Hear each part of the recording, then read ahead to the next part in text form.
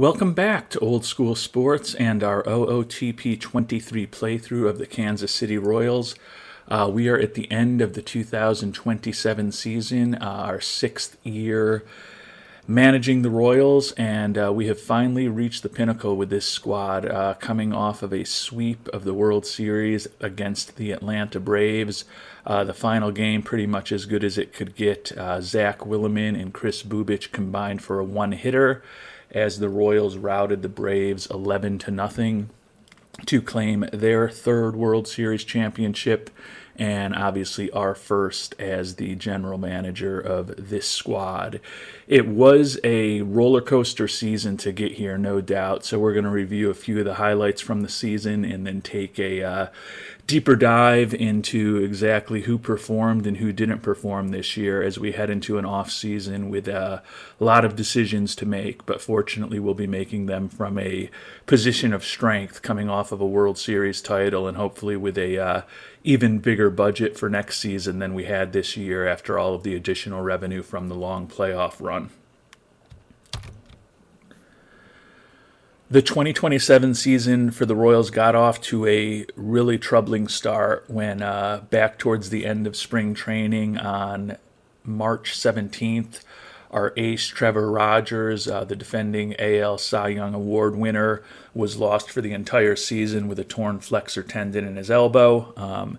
You can see he's still out for another 4 months at this point, given that it's late October. Hopefully that means he will be relatively healthy when we get to spring training, and obviously would love to have him back in the rotation. But certainly the loss of Rogers in March definitely left us feeling somewhat less optimistic about this team as the season began.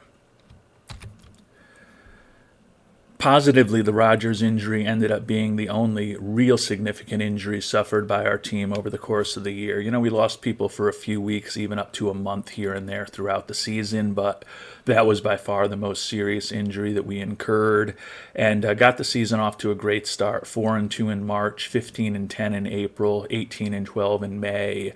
But then as the summer came along, we started coming back to the pack in the American League with a 13-14 record in June, and then dropped all the way to 11-16 in July. And that prompted us to make several significant trades.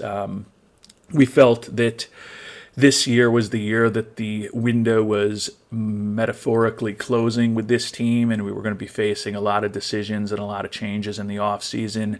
Did feel that even without Rogers, we had a team that was good enough to make it to the playoffs and hopefully go on a long playoff run. So we really kind of went all in on this season. We ended up trading away several players and bringing on several more to kind of shuffle the deck chairs and figure out whether we could make things better as we made a push for the playoffs over the late summer. So the three primary key pieces of the team that we traded away were second baseman Nico Horner, who is going to be a free agent after this season. We traded him to Seattle, where he played really well down the stretch, batting .323. And we also traded a excellent, relatively young reliever, Reed Goleman, to them, who led the league in games this year, pitched his way to a 2.99 ERA with us, and then a 0.92 ERA with Seattle.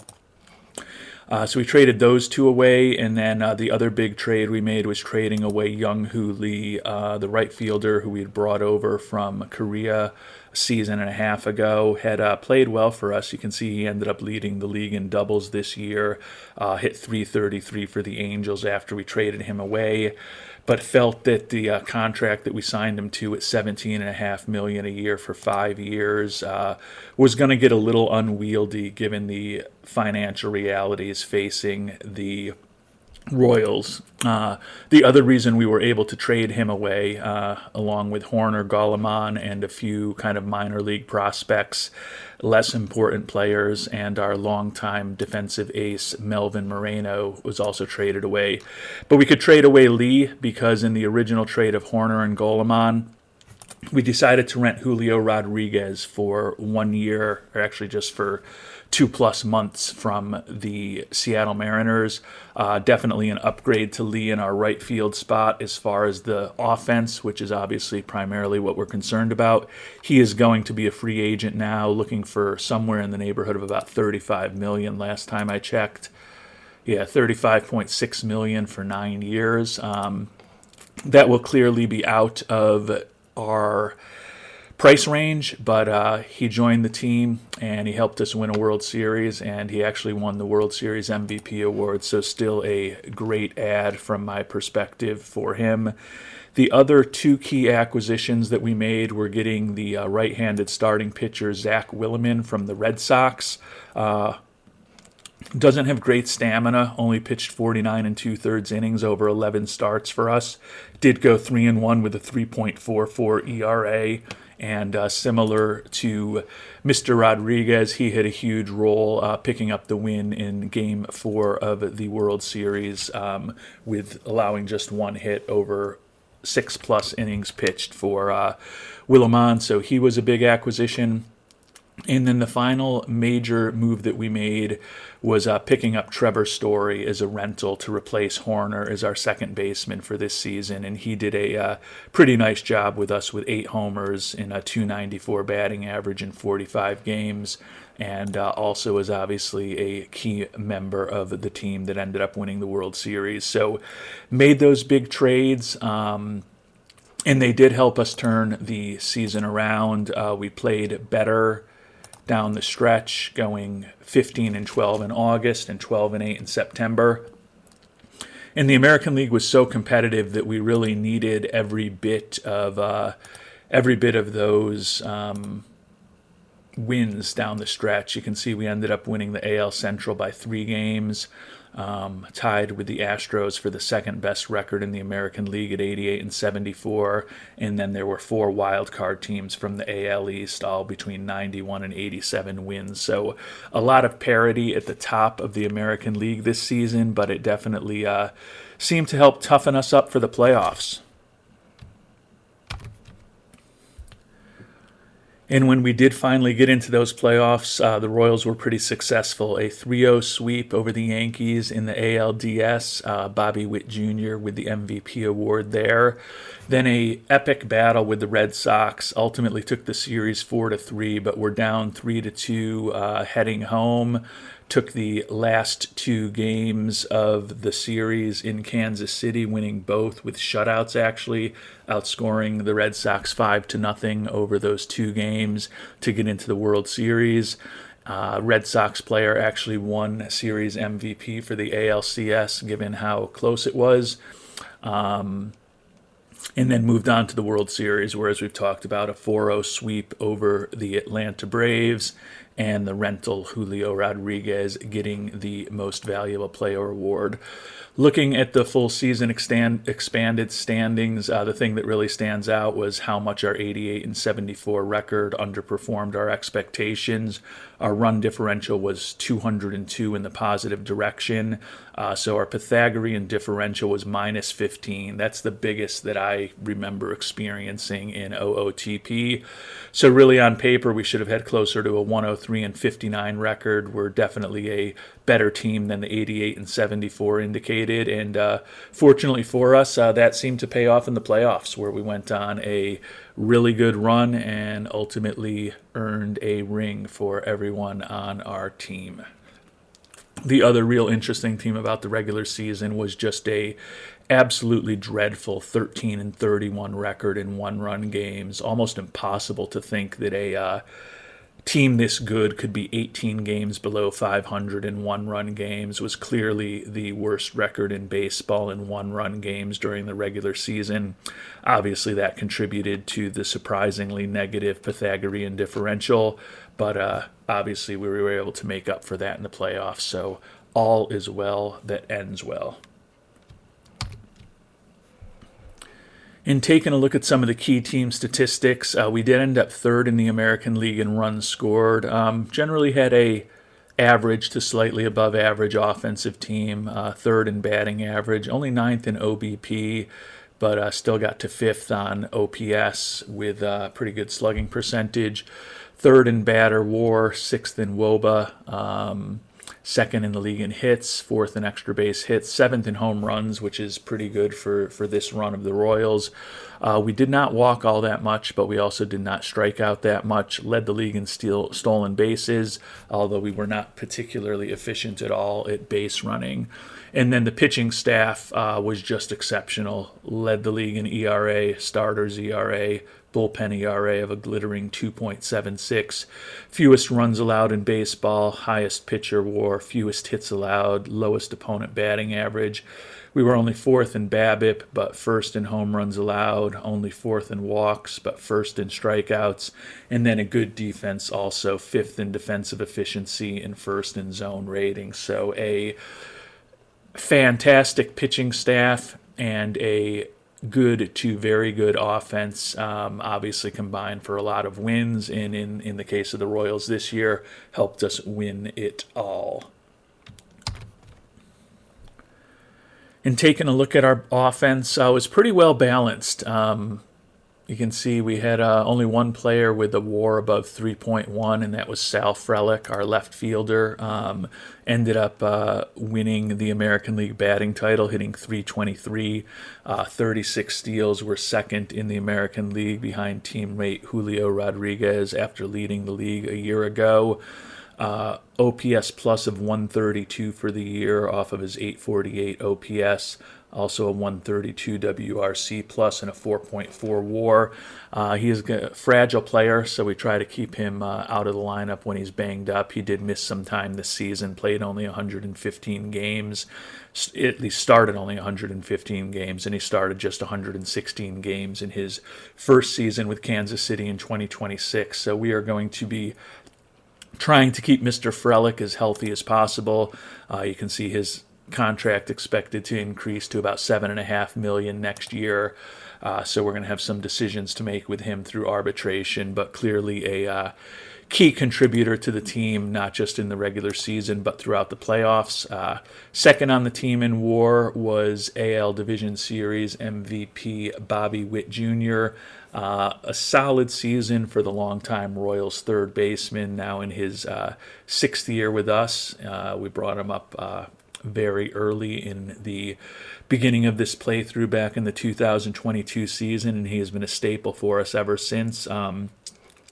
Coming off his worst season, just a 93 OPS plus and a 91 WRC plus, 18 homers, 68 runs driven in, did miss some time, played in only 132 games.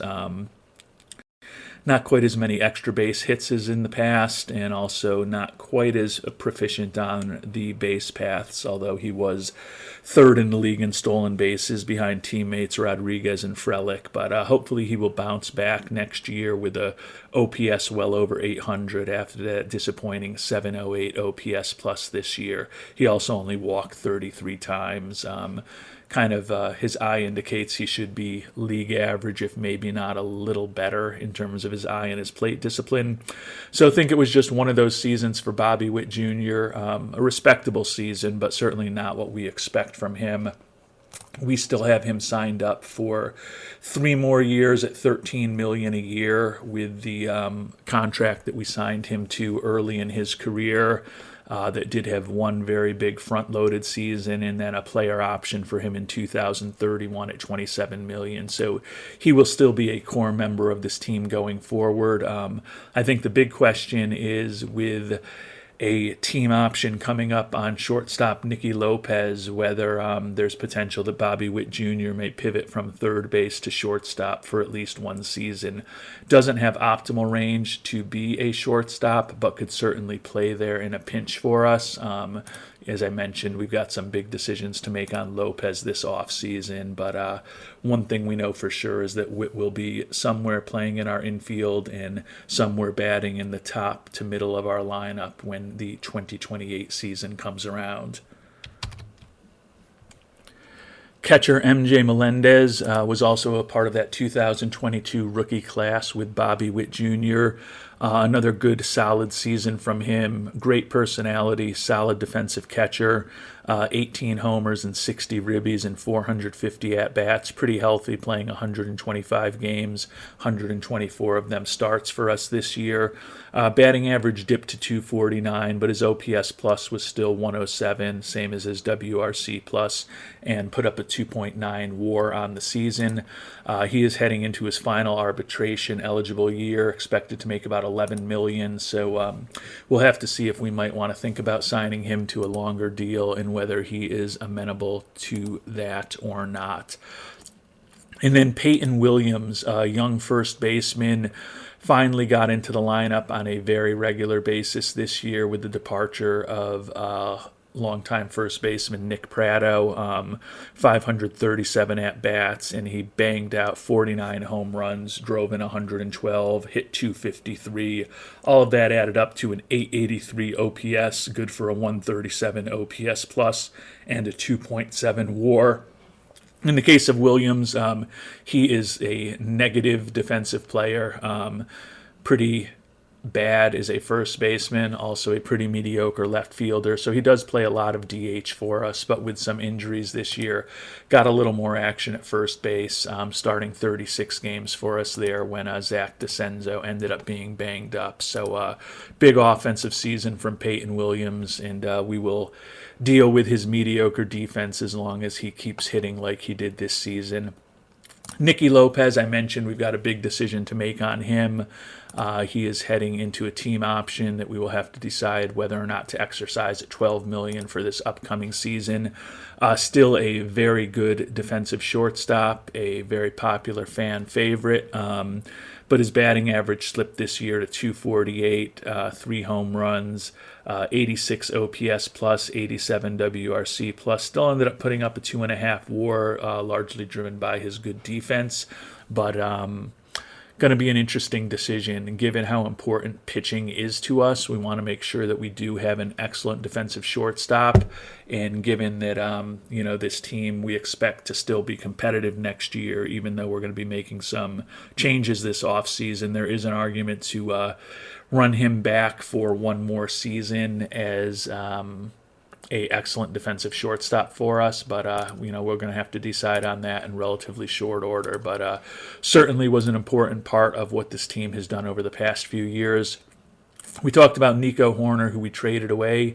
He was replaced with Trevor Story, who, as we've talked about, hit 8 home runs for us and 187 at-bats. Did a good job for us with Nico Horner gone and with Trevor Story facing a $25 million team option. Clearly, we will not be bringing Mr. Story back, although we thank him for what he did for us. Right now, the plan is that the youngster Ricardo Cabrera, about to turn 23 years old, picked him up in 2022 from the Yankees in the Salvador Perez trade. Spent a little time with Kansas City this year, hitting 280 and 132 at-bats.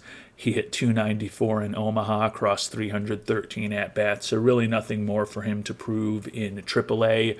You can see he's got a average-ish major league batting profile. Looks like he can be a respectable defensive second baseman, and he will obviously be a much more cost-effective second baseman than either Nico Horner or Trevor Story would be at this point in their career.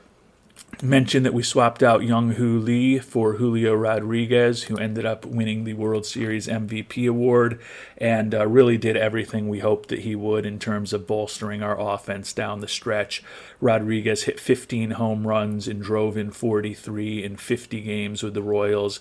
263 batting average probably wasn't as high as we would have hoped, but still 851 OPS, 129 OPS plus, and between his time in Seattle and Kansas City combined to lead the league in stolen bases. Obviously a huge part of what we accomplished this season, and just an example of the potential value of a 2 or 3 month rental in terms of the impact that he had on our team. Jason Dominguez was a Rule 5 acquisition from us from the Cubs this past offseason. You can see profiles as maybe a little bit below average major league hitter, but he does have above average power. Solid defensive outfielder who can play left, center, or right. And he hit pretty well for us this year, batting .288 with 10 homers and 222 at-bats. We would certainly take from him a 128 OPS plus and a 129 WRC plus going forward. So he could have a big role on the team for us next year, given his defensive versatility and also given the fact that our long-term center fielder, Kyle Lewis, who had the lowest WAR on our team, is finally going to be a free agent heading into this offseason. I think it's very unlikely that we will bring Lewis back after he hit just 223 this year, 62 OPS plus, and a negative WAR despite his competence defensively in center field. I'm guessing he's still looking for pretty decent money. Yeah, $12 million a year. There's no way we're going to go there with Kyle Lewis. So the fact that was a big part of the rationale to pick up Dominguez in the Rule 5 draft and then to keep him up all year. If there's not an option in trade or free agency, it's very possible that Jason Dominguez may end up our starting center fielder next season. Reese McGuire, backup catcher, had a backup catcher year, hitting .250, 4 homers, and 140 at-bats. Very good defensively. He is also going to be a free agent. We'll have to decide whether it makes sense to bring him back, maybe looking for a little more money than we'd like to spend on a backup catcher. $2.3 million. So given how good he is defensively, it's certainly something for us to think about, but no guarantees that McGuire will be back with us. Stephen Paolini, kind of a utility outfielder for us, can play both corner outfield positions, respectable major league bat, although he didn't really show that as much this year, hitting just .208. But he did have 13 home runs and 45 walks and 264 at-bats, so that allowed him to be close to league average in terms of his OPS plus and his WRC plus. Positive WAR contributor, given that we will be losing both our starting center fielder Kyle Lewis and our starting right fielder Julio Rodriguez as we head into the offseason. Definitely an opportunity for Paolini to have a more significant role on the team next year, similar to Jason Dominguez. And then Zack Disenzo, mentioned him earlier. He is a young first baseman, similar to Peyton Williams. Not as good a bat as Peyton Williams, but he is more versatile and better defensively. Hit 22 home runs for us and 476 at-bats, but with that 229 average, only generated a 90 OPS plus for us. So really kind of a textbook Nick Pratto season, our first baseman who we finally moved on from last offseason. But Disenzo at least gave us that production for a much lower price point. Few players who had cups of coffee with the team over the years. The only other one to really mention is Jose Barrero. He could have a more significant role next season if we do decide to move on from Nicky Lopez. He's pretty versatile defensively, can play a competent third base, a somewhat competent second base, and we could put him out there at shortstop in a pinch if we needed. Profiles is pretty close to a major league average hitter, although he did only bat .231 for us this year with a 72 OPS plus, and he ended up being kind of the guy who missed out on being on the playoff roster for us as we decided to keep the youngster Ricardo Cabrera up with the team throughout the playoff run. But clearly with Trevor Story definitely moving on and the potential that we will move on from Nicky Lopez, there is potential that Mr. Barrero will have a bigger role with the Royals in 2028 than he had during this postseason run. And moving on to that brilliant Royals pitching staff that, despite the loss of Trevor Rogers, led the American League in almost every pitching category. We were led by the 27-year-old, 26 years old through most of the year, Spencer Bauer. Led the league in games started, 12-10 record, 212 strikeouts over 175 innings, 3.14 ERA, led the American League in FIP minus at 79, in pitcher WAR at 4.3, and expect that Mr. Bauer will be a pretty strong candidate for the American League Cy Young Award in a couple of weeks. He is fragile, so we kind of nursed him through the season after he was banged up in 2026, pitching just 22 games. Got him through the whole year, kept him healthy through the playoffs, and he made his first All-Star team for the Royals this season. Did a pretty good job filling in for Trevor Rogers, heading up our pitching staff, and as I've talked about in previous episodes, I think there's a pretty good chance that he will give the Royals back-to-back Cy Young Award winners, which will be a nice achievement for Mr. Bauer. Our closer, Austin Roberts, I guess actually had a bit of an off season by his standards. Only 32 saves, 4-4 record, 2.13 ERA, struck out 84 and 67 and 2/3 innings, put up a 1.99 ERA plus, a 48 FIP minus, 2.09 SIERA, and 2.9 WAR. He has had, some amazing runs for us in the past, most notably his 2025 season when he had a glittering 0.95 ERA, but still was very effective. You can see he's got 3 incredible pitches and just nasty stuff. So when he comes in, he shuts people down. Unfortunately, the 29-year-old is getting to the point where he's heading into his arbitration years, and he's going to become very expensive for us, expected to make about $9 million next year, and he's expected to make even more than that the 2 seasons after. So honestly, there probably is going to come a point where we may need to trade Austin Roberts away. I think there's potential that we keep him this coming season at $9 million a year, although that is still an absolute luxury for a team like the Kansas City Royals. But you can see in 2029, he's expected to make 13.8, and then in 2030, he's expected to make about $18 million.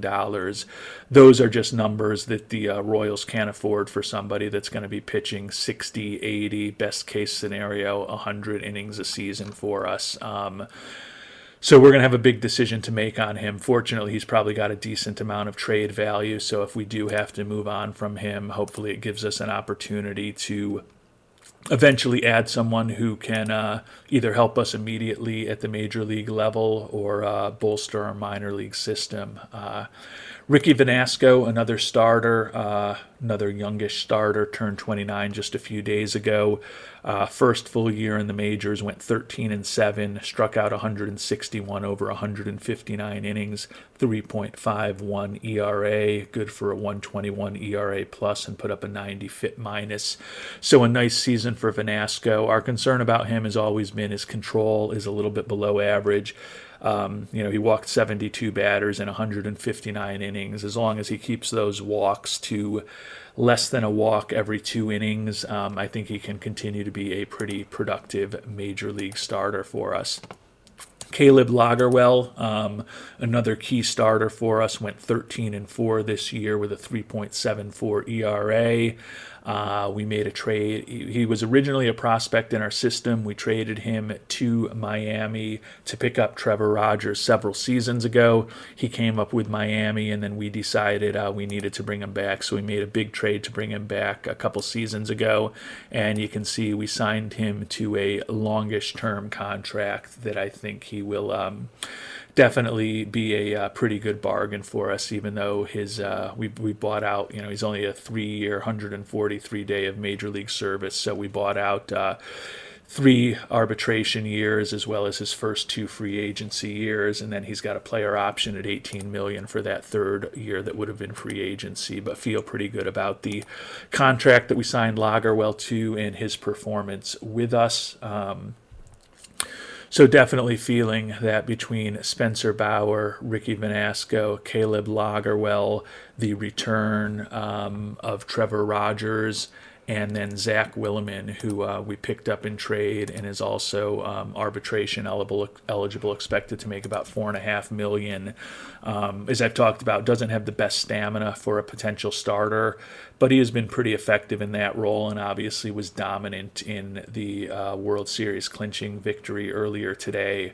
So if we've got a pitching staff that's healthy with, a guy like Williman is a potential fifth starter for us behind the likes of Rogers, Bauer, Vernasco, and Lagerwell, feel that we are definitely going to be able to remain very competitive next season, even if we have to let a couple of these more higher-priced veterans on our offense and defensive position players go this offseason.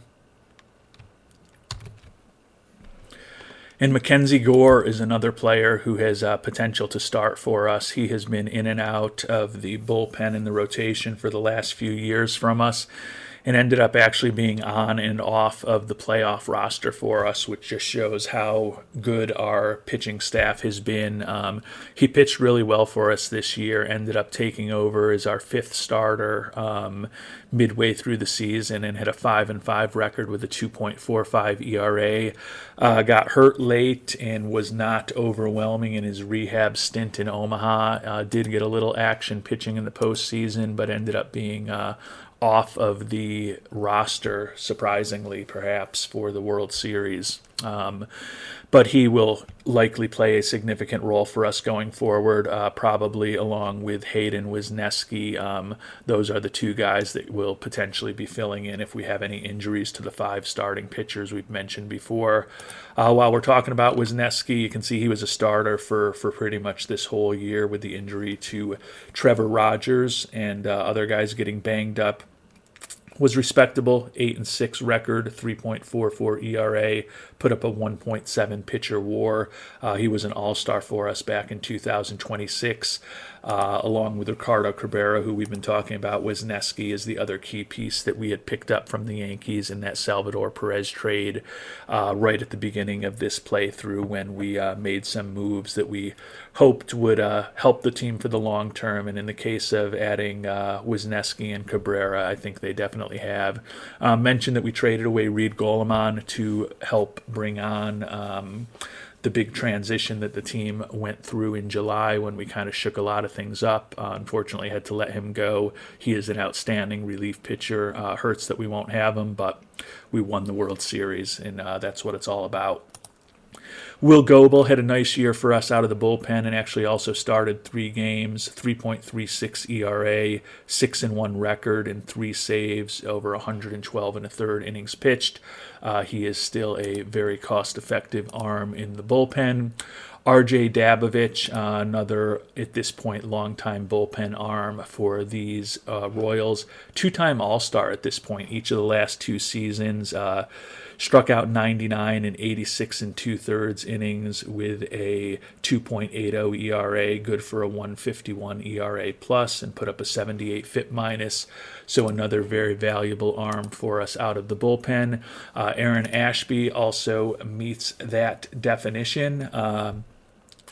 Put up a 3.39 ERA over 66 1/3 innings pitched. He has been a real important lefty out of the bullpen for us for the last several seasons. Was a player we picked up in the first year, or the second year of this playthrough, right at the trade deadline in 2023. So he's been with us for about 4.5 years now. Unfortunately, he's heading into free agency. He is looking for $8.5 million a year. Love his arm.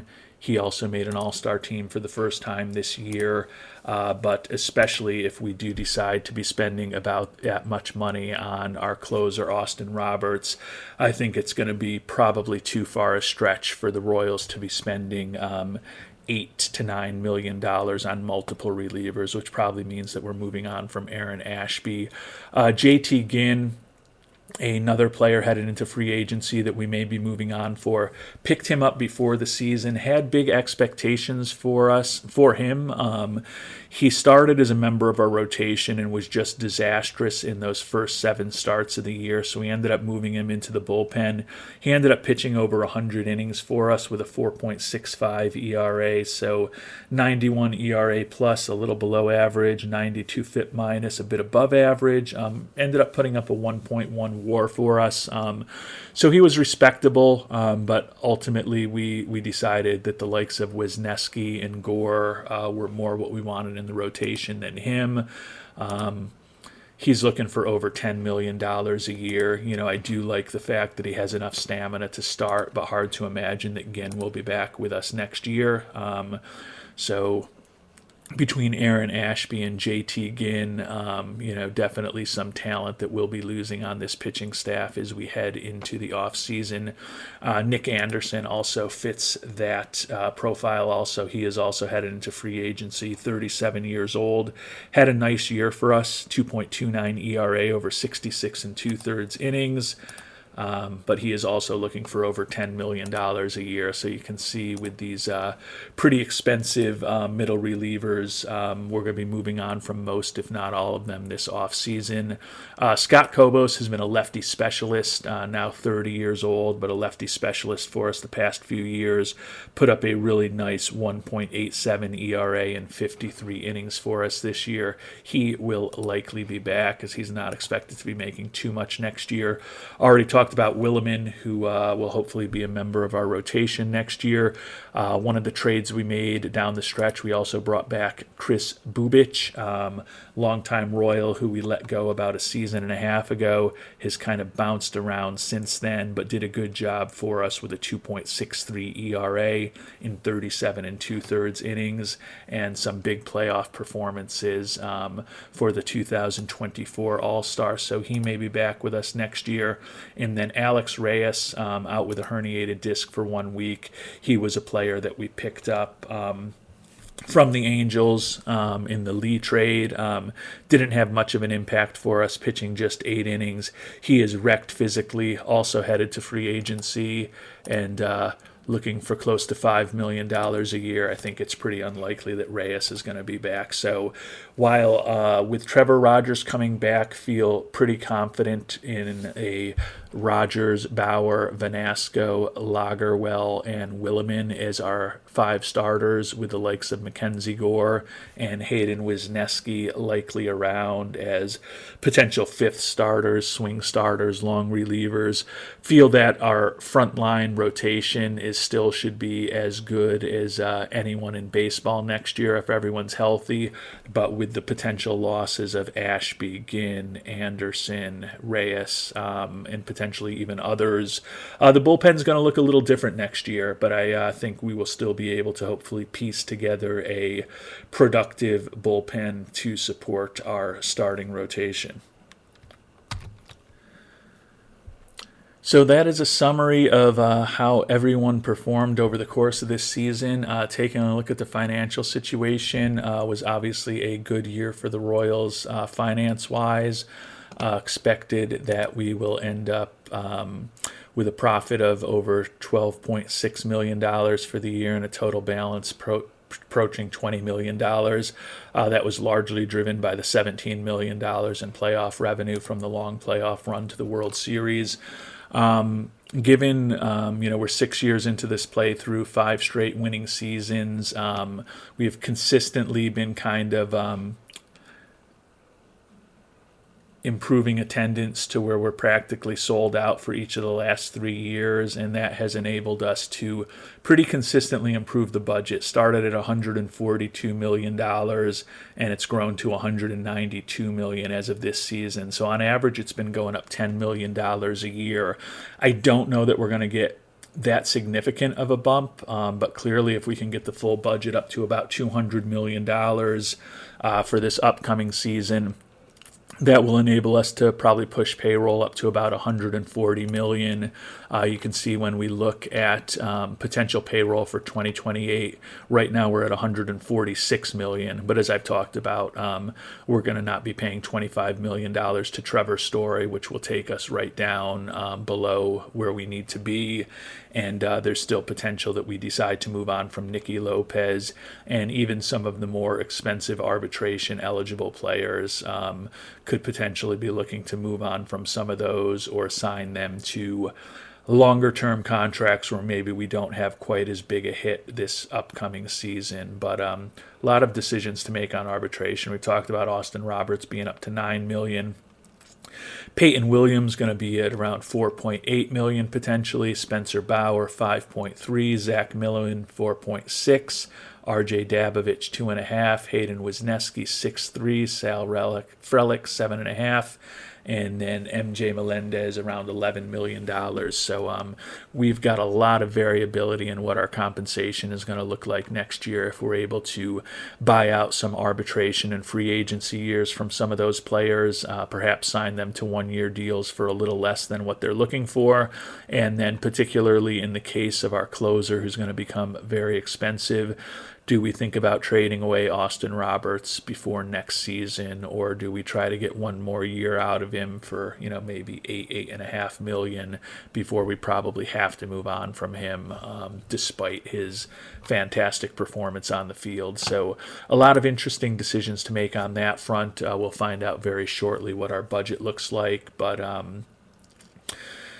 it's been a pretty productive playthrough in terms of steadily increasing our budget, performing pretty well on the field, and now finally getting that first title into the books. So in our next episode, we are going to dig into all of the season awards, our decisions on the players where we have team options, and then also our preparation for salary arbitration and ultimately free agency. But until then, thank you so much for watching, and hope you have a great day.